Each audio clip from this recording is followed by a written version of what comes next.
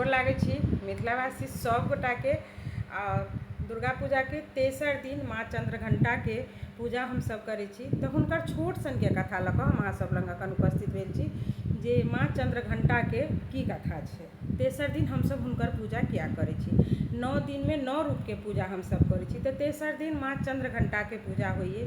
चंद्रघंटा माता के छथिन और कतऽ से हुनकर उत्पत्ति भेल छै से जानकारी दै छी।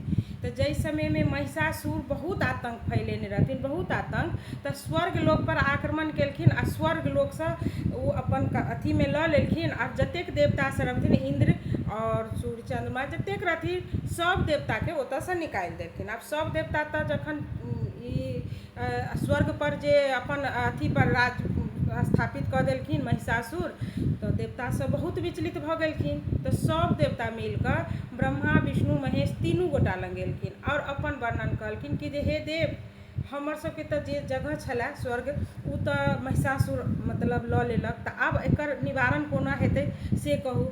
ई सुनि कऽ ब्रह्मा विष्णु महेश बहुत क्रोधित भेलखिन। आ जखन ओ सब क्रोधित भेलखिन तो हुनकर तीनू के शरीर से एकटा प्रज्वलित तेज जकाँ चारू तरफ फैलऽ लगलै, चारू तरफ ज्योति जकाँ फैलऽ लगलै। भगवान ब्रह्मा विष्णु महेश तीनू आदमी के शरीर से जे तेज निकललै, ओहि तेज से माँ चंद्रघंटा के एकटा कन्या के रूप में अवतरित भेलै।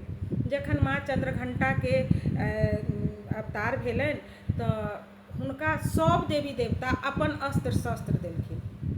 विष्णु भगवान चक्र देलखिन, भोलेनाथ त्रिशूल देलखिन, आ एम्हर कथी कहै छै ब्रह्मा जी से देलखिन, इंद्र अपन ऐरावत हाथी देलखिन, वज्र जे हुनकर छनि से देलखिन, अग्नि देवता अग्नि देलखिन, वायु देवता वायु देलखिन। माने जतेक देवता रहथिन सब देवता मिलकर चंद्रघंटा माता के अपन पूरा शक्ति देलखिन, जैसे कि वो बहुत शक्तिशाली भेलै।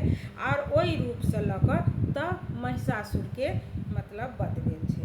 तो अही के लऽ कऽ हम सब तेसर दिन माँ चंद्रघंटा के पूजा करै छी और अपना सब 9 दिन 9 माता के पूजा करै छी। तो हम पहिल दिन दोसर दिन के कथा कहने छलहुँ, आइ तेसर दिन के कथा कहलहुँ। अहाँ सब कहब केहन लागल और सब गोटा के गोर लागै छी। जय मिथिला।